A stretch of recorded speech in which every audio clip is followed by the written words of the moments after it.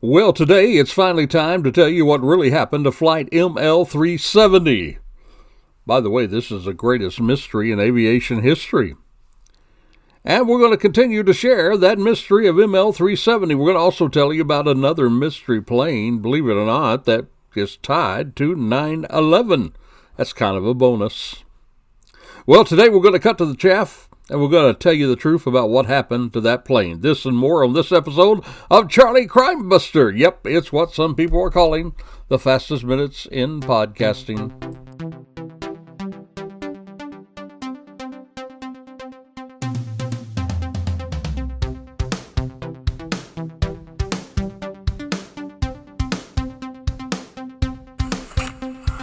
The views and opinions expressed in this podcast are those solely of individuals interviewed and participating in this show and do not represent those of Peacemaker Network and Charlie Crimebuster. All individuals described or mentioned in the podcast should be considered innocent until found guilty in a court of law. This podcast contains subject matter such as violence and graphic descriptions which may not be suitable for all audiences. Listener discretion is advised. Well, hello and welcome to another edition of Charlie Crimebuster. Really glad to have you aboard the crime-fighting train of Charlie Crimebuster today. We're going to be talking about that ML370 missing plane that flew out of Malaysia on the way to Beijing, China, and suddenly vanished without a trace. We're going to tell you what really happened to it. A lot of theories about it. We talked about some of those theories last week. Now I'm going to tell you what I really think happened to that plane. But first, as always, welcome to the podcast. If you're new or if you're a seasoned listener, you can always reach me at charliecrimebuster@gmail.com. Reach out with a shout-out, charliecrimebuster@gmail.com. If you'd like to support the program, go to peacemakernetwork.com, peacemakernetwork.com. And, of course, if you want to get caught up on any of the past episodes, you can find that at charliecrimebuster.com, right there on the web, on that World Wide Web. And thank you for those who are listening from other countries as well. It amazes us that we can reach out that far with a simple podcast like this. Hey, by the way, if you're in the Central Florida area, you know, you hear a lot of things today about security officers. A lot of times they're made fun of in movies and films and this sort of thing. But did you realize that contract security does a lot more than just sit in a chair and watch a shop? Yep, Benghazi, remember that? Those brave men who held off all of those terrorists, Al-Qaeda, and all the other terrorist organizations in that terrible, terrible, terrible day of Benghazi. They were contract security. That's right, contract security. Some of them lost their life saving the lives of others in that embassy. You see, these type of security, contract security, many of them are former police officers and former military. And then there are other men and women who just want to make a difference, and they're called security officers. Now, to get trained the right way, you need to go to the right people. And if you're in Central Florida, there's a training coming up at the last weekend of March, just a couple of weeks from now, where you can get your G license. That's your license to carry a weapon doing security in the state of Florida. JimL is one of the master teachers of all the country, actually. He goes all around the country and he teaches and trains law enforcement. If you're interested in being part of that training and you are in the Central Florida area, I'm going to leave a link on today's show notes where you can go right straight to the training program and you can register and be a part of the next training. It's coming up the very last weekend of March. You can do it all in a weekend. That's right, all in a weekend. If you're a security officer, you have a Class D license, you want to get your G license, you want to do armed security, that's the highest paid security, then be sure and click on the link. And you can contact Jim. He'll get you all set up for the training for G classes. All right, now that we've talked shop a little bit, we're going to get right back into the heart of the matter. On March the 8th, well, it appeared to be a normal flight several years ago. Malaysian Flight 370, they were scheduled for a red-eye from Kuala Lumpur Airport to Beijing, China. That Boeing 777 took off around 12:41 a.m. in the morning local time, had 227 passengers, 12 crew members on board.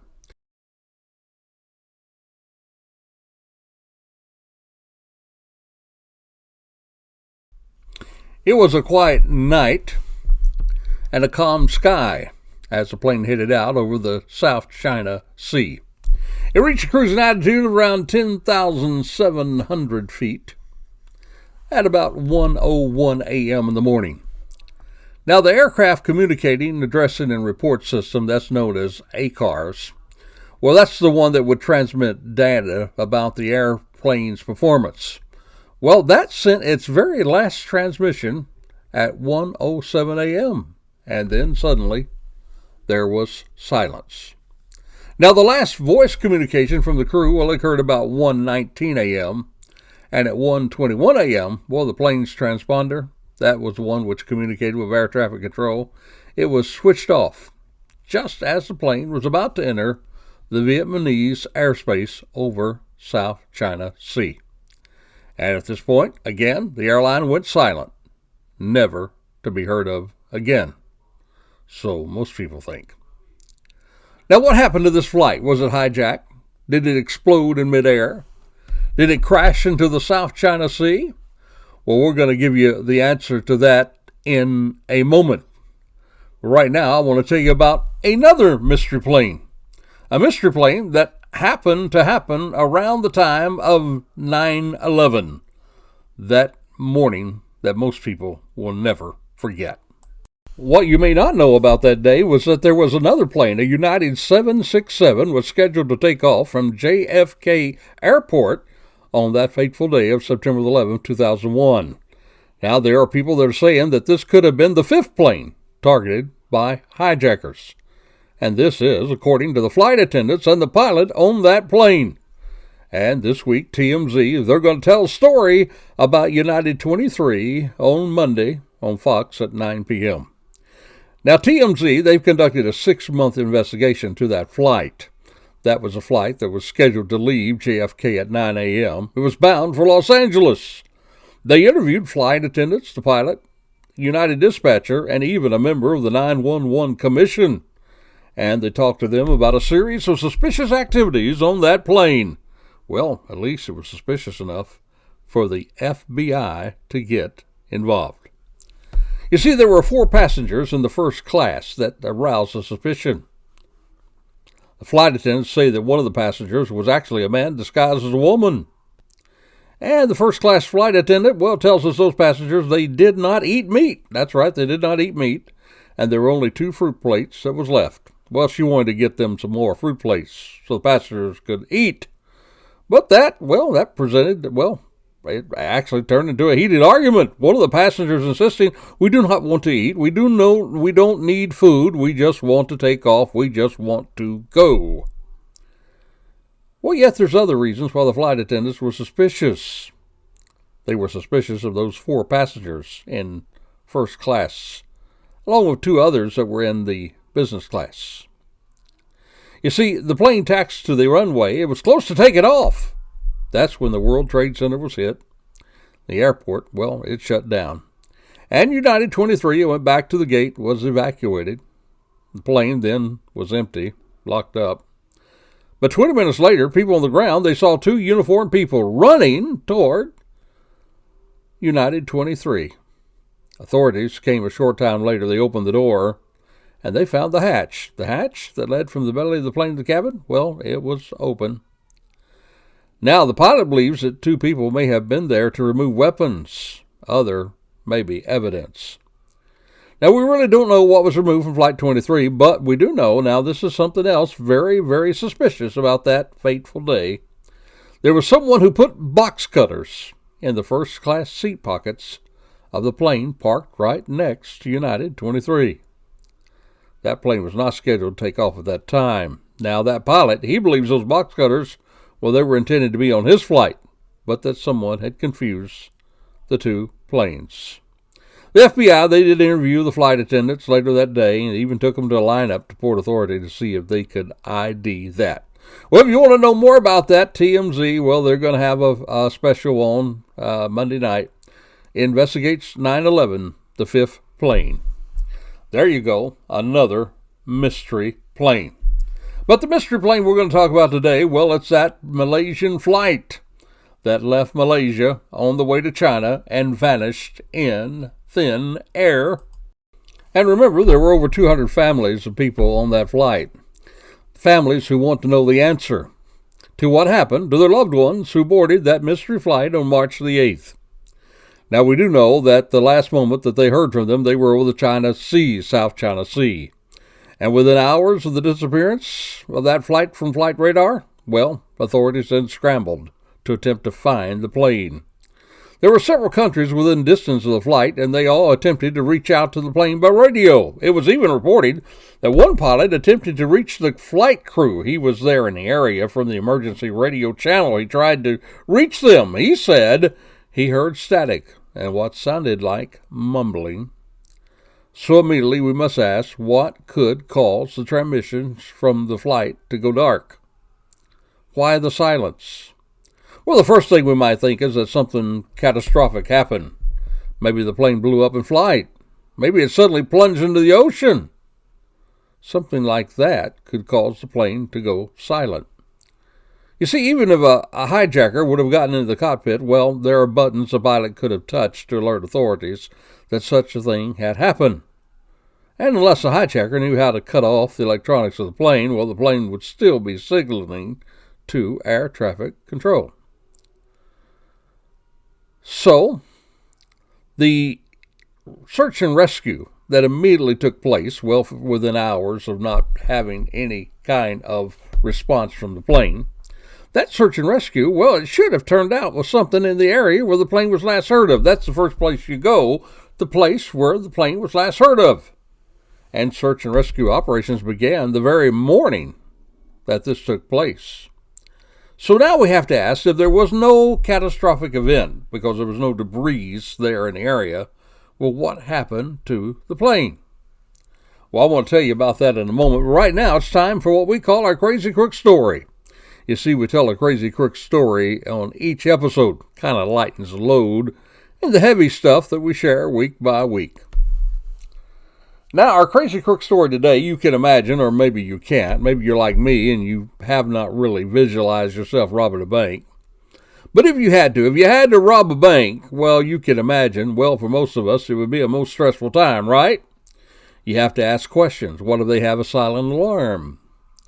What if the police were already in the bank? What if they were just a block away?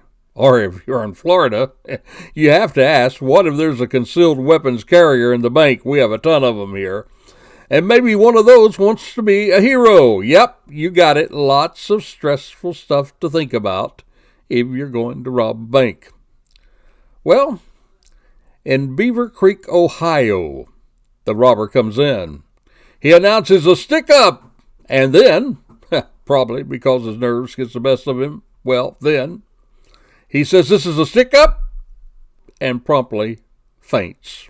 Yep, right there in the middle of the heist, he faints. But I guess you got to hand it to him. He was committed.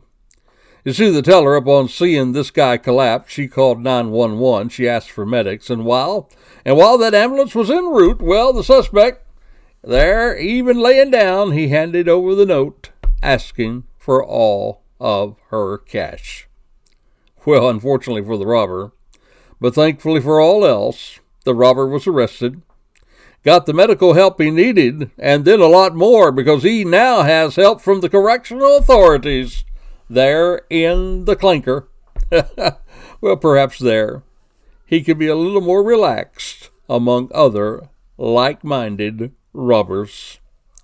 And so for the robber who was so stressed out that he fainted in the middle of his robbery, we do indeed announce him as Charlie Crimebuster's Crazy Crook of the Week. Now, ML 370, that flight has vanished off the radar scene, and the search there off the China Sea was not coming up of any debris. And just days later, well, it was announced that military radar, get this, military radar had detected something a little unusual. They're saying that it could be the flight, and that after the communication ceased between plane and authorities, well, it appears that flight then, the military is now tracking it, and it could be the plane, that it made a left turn, flew back over the Malayan Peninsula. Now, it should be said, while the radar did pick up something like a plane, at that point they could not totally identify that as the missing jetliner. But during this whole time, well, there appeared to be seemingly like millions of theories about what happened on that mystery flight. We talked about some of those last week. One was the hijackers had taken it, were going to do something to the United States military base not far from the flight, and that the Americans shot it down. Another one said the Russians had hijacked the plane there from the department in the belly of the jet, the avionics department there, and they flew it to a nearby Russian-friendly country, landed the plane. And there was even one said, oh, hang on to your hat, that the aliens had taken control of the flight, took it back to outer space. The flight was hijacked by aliens. And there was some more serious. There was a group of people. They were invited by a social platform to take up looking and helping to find the flight by looking at satellite images, help search for the wreckage that was there in the China Sea where it was last heard from. And one of those citizens right here from Florida, she had an eye for photography, she said. And she says that she saw what she certainly recognized as images of debris from the airliner right there in the South China Seas. However, search and rescue was never able to confirm as such. There is a more probable theory, and that is that the military was indeed tracking that plane. So now you have to ask the question, if that plane did not fall apart and crash, why? Why would it turn its direction opposite and go back over the Malaysian Peninsula? Well, one answer quickly comes to the surface, and that was that the pilot or pilots would have to have something to do with it. But why? And is it right to suggest that just because the military thinks they've observed a plane on the military radar? But then, my friend, as Paul Harvey says, the rest of the story. There comes even more evidence that that plane did indeed turn around in flight. You see, after leaving the military satellite, well, there was another service. It's called Inmarsat. You see, Inmarsat, they had equipment aboard the plane that was communicating with a satellite, which revealed that it, at this point, was above the central Indian Ocean, not the South Sea. You see, that search was in the wrong area. The plane had turned around, crossed the Malaysian Peninsula, and now it was communicating from the central Indian Ocean. You see, when a plane is out in the open ocean, well, the only way it can communicate by radio is by transmitting a signal up to a satellite. And this company, Inmarsat, well, Inmarsat is in the business of providing communication for planes when they are beyond the range of the ground radar systems. You see, they do that through the use of satellites and pings in the case, at least in this case. They are actually describing that there were 7 pings. They were kind of described by somebody there at Inmarsat. He said you could it's kind of like a handshake, you know. Every hour the system was checking on the satellite terminal, and the aircraft was indeed responding. You see, the people of the company, they said it's like saying, hey, are you still there? And then the satellite terminal responds and says, yes, I'm still here. And the message continues. In fact, those messages to that satellite from that plane, well, they continued up to 6 hours after the last contact with the plane. Now, at this time, with what they had in that day, there was no GPS coordinates. But we can know how far the aircraft is from the satellite. They would then have to do analysis on the plane to see if it was traveling north or south from the satellite. You see, there were 2 routes. One went south and one went north. The southern one ended up over the remote Indian Ocean. The northern one, well, if it went north, it would be over into Central Asia. And south, of course, again, it would end up in the remote ocean. If that happened, no one could have survived. Well, Inmarsat, they worked it out. They worked out where the plane went. And now we know that by all accounts, this is no accident. That plane was deliberately flown off course. And now, of course, you would know, it would be the captain who would be under serious suspicion. You see, it appears now that the pilots took the plane. You see, you don't travel 8 hours off course without some kind of planned plot. Now, who did it? Was it the captain or was it the co-pilot? Well, they're telling us that the co-pilot, he was a little bit wet behind the ears, you might say. He didn't have near as much experience as the captain. That's Zahari Ahmad Shah. And we believe now that he took the plane. Now, to be sure, families of the precious people on board, they do not want to believe that their loved ones crashed into the Indian Ocean. And there is, in right course, a lot of frustration over the lack of clear communication coming to the families. Some of them actually organized a protest. They protested. And there were even so much frustration that some of them even resorted to throwing bottles at the officials that were giving briefings. However, all of that aside, the scientific evidence is all pointing toward this becoming what is known as a mass murder-suicide by the captain of the plane. You see, maybe not while on the same level, but murder-suicide, it happens many more times than you can even imagine in this life.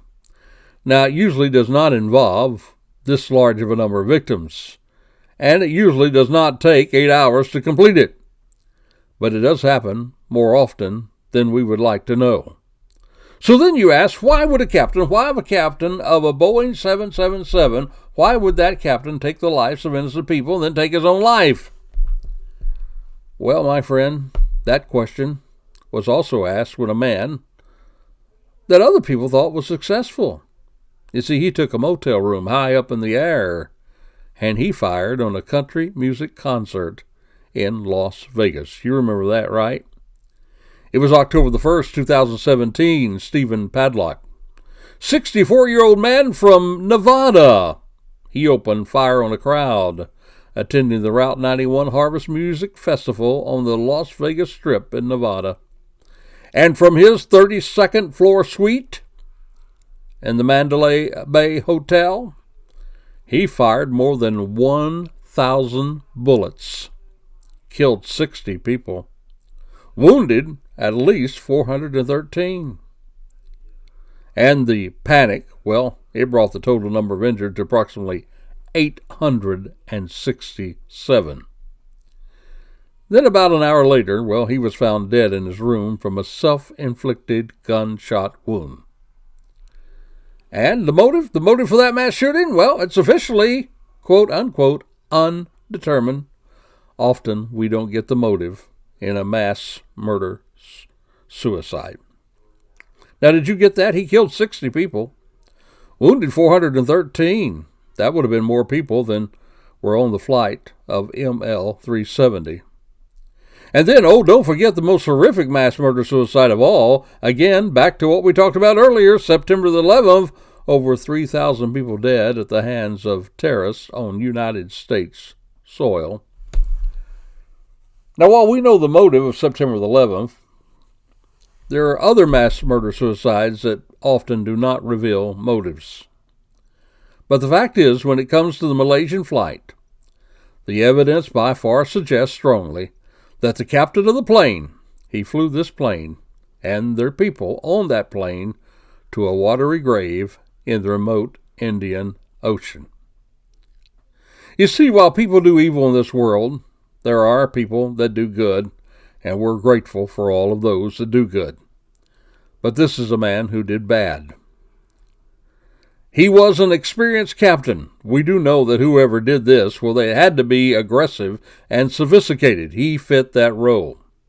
He picked the exact time, the time to do the diversion in the air. That was the time between the two air traffic controllers when he was handed off from Malaysia and just about to go into the airspace of Vietnam. In other words, when he is off the grid in what we kind of call no man's land. A perfect time to make that turn. You can imagine that probably he sent the co-pilot outside and then locked him out. Then he turns off the electronics. That makes that plane invisible to the outside world. Now the pilot is in control. Maybe those in the passenger area, they probably don't know anything about what's happening. Then he makes a hard left turn, and he heads back toward the Malaysian Peninsula. He would probably start to depressurize the cabin, when those masks fall down from the ceiling. But what a lot of people don't know, those masks only work for about 15 minutes for the passenger. But the captain, he has more for himself as a pilot, longer lasting access to air. And then soon the cabin is quiet, and he turns the plane south. And then he flies into the darkness, waiting for the fuel to run out. And then he crashes into the Indian Ocean. Now, we have the evidence that definitely the plane took the turn. We have the evidence that definitely it was flown into the Indian Ocean. But then there is what I call the smoking gun. For you see, when the captain became under suspicion, then the police moved in. There was a search warrant, and they took a flight assimilator. And on that flight assimilator that was confiscated by the police, well, it was also examined by the FBI, and get this, they confirmed that he flew the same type of flight on the flight simulator. This demonstration, done on his home simulator, it too ended up with fuel exhaustion over the Indian Ocean.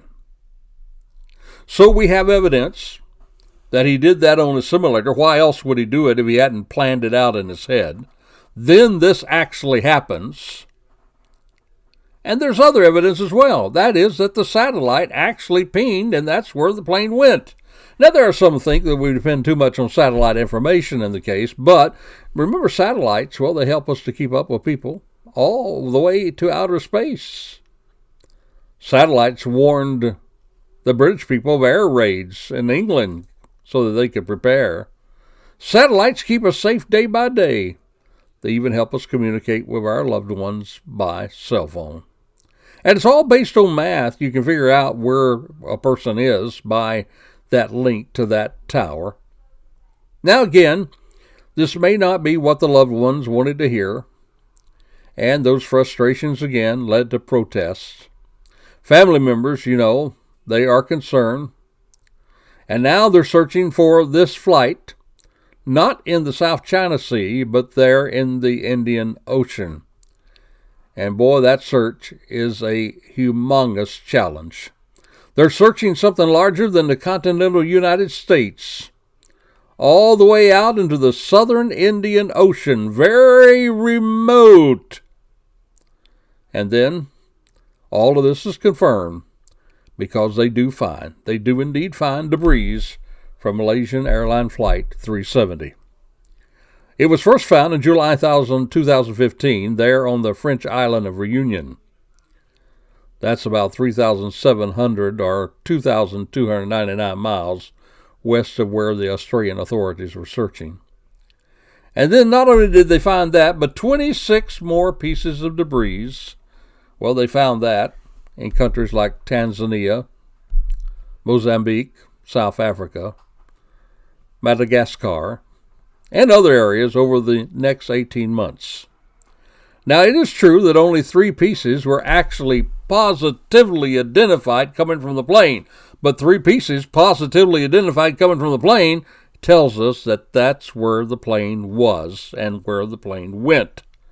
And in all probability, the other pieces were there just as well. It's just not as easy to prove it when they're all the smithereens, you see.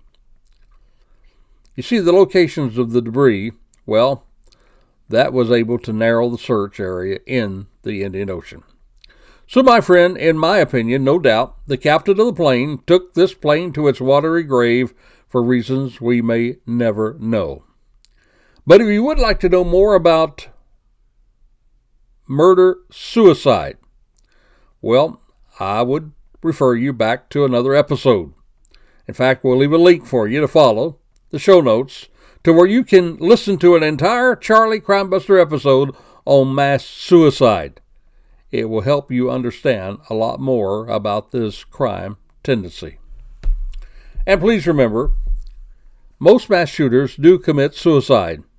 So, my friend, the quicker that someone responds to a mass shooter, well, the quicker they will kill themselves and stop killing innocent people.